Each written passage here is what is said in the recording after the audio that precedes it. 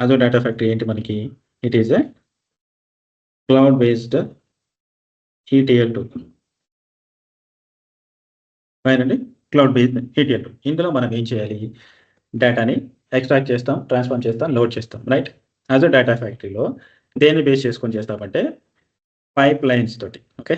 Pipelines ఉంటాయి. Fine. With the help of pipelines మనం ఏం చేస్తాము?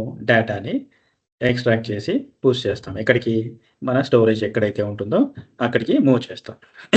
ఓకే. బేసిక్‌గా ఒక పైప్‌లైన్ క్రియేట్ చేసి రన్ చేయాలంటే ఏమేమి అవసరం? అజూర్ డేటా ఫ్యాక్టరీలో అసలు ఏమేమి ఉంటాయి? Okay. First integration. Run time ఉంటుంది. Integration run time. ఏం చేస్తుంది integration run time? Okay. First ఏమేమి ఉంటాయో మాట్లాడుకుందాం. Integration run time, linked service, next data sets, next వచ్చేసి పైప్‌లైన్స్. ఈ పైప్‌లైన్స్‌లోనే యాక్టివిటీస్ ఉంటాయి. Okay. Clear. Data integration run time అసలు ఏం చేస్తుంది? ఏంటి?